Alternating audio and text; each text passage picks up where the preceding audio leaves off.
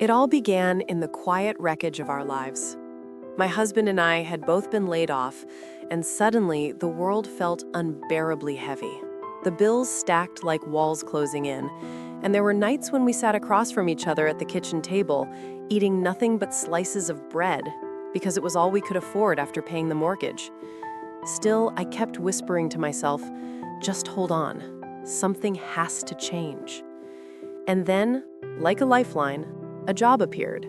It wasn't perfect, a step down from where I'd been before, but it promised stability, and for a moment, it felt like hope.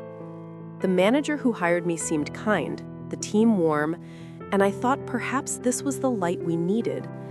But life has a way of hiding its storms.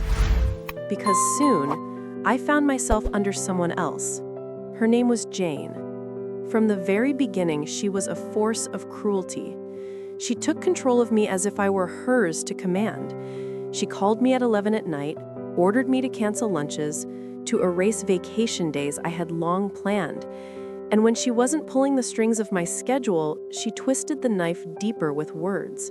She looked me in the eye, with colleagues nearby, and told me I was too big for my race. Each comment was like a tiny cut. I started writing them down just to keep my sanity. 3 pages filled with every cruel thing she ever said. I tried to push back. Sometimes I would defend myself, and every time I saw it in her eyes, a gleam of satisfaction, like she was enjoying breaking me apart piece by piece. Still, I stayed. I stayed because the bills demanded it, because our survival demanded it, and because I was desperate to keep us afloat. But one Friday afternoon, everything inside me broke.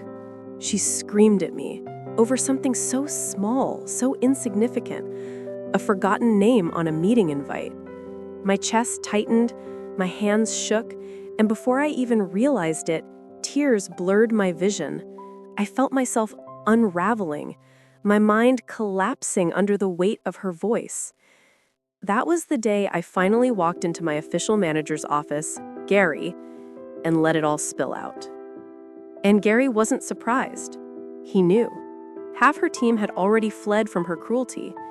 He moved me under his wing, and for a flicker of time, I thought maybe I could breathe again. But Jane wasn't finished with me. Even from afar, she reached for me. Orders through email, insults flung loudly in the office so that everyone could hear. Once, she stood at my desk and declared I wasn't even qualified for the job.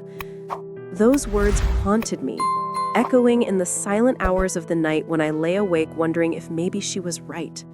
Maybe I really am nothing. And then, fate turned its face toward me again.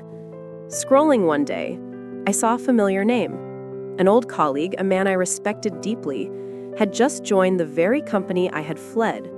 My hands trembled as I sent him a simple message. "Congratulations. If you ever need any insights about the place, let me know." He called. We talked, laughed about old days, shared a few thoughts about the company. And then, casually, as though it were the simplest thing in the world, he asked, "Would you consider joining me as my chief of staff?" I froze. Chief of staff. Not a demotion, not survival wages, but a rise. A gift.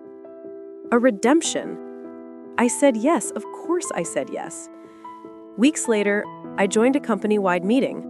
All the executives gathered. All the vice presidents, and Jane. The man who hired me, now my boss, stood in front of them all, gave his speech, and then smiled. "And I'd like you all to meet my new chief of staff." My name rang through the room. For a moment, the world stood still. I could imagine her face, her shock, her disbelief that the woman she tried to crush now sat 2 levels above her. And then she did what toxic people always do. She lashed out. She sent an email to my boss, called me unqualified, accused me of lying, twisted everything she could. But my boss, he simply forwarded her message to me. "What's this about?" he asked. And that was it. That was the moment her castle of cruelty crumbled. I showed him the evidence. My resignation letter with her 3 pages of abuse, Gary's confirmation that her entire team had abandoned her, emails from her staff filled with venom she had poured onto them too. And by Friday, Jane was gone. Just like that. No farewell, no fanfare, just silence where her name used to be. And as I logged in the following Monday, I realized something. For months, she had convinced me I was small, that I was weak, that I was unworthy. But in the end, she destroyed only herself. Sometimes revenge isn't loud.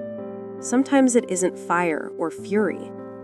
Sometimes the sweetest revenge is simply rising while the one who tried to break you finally falls.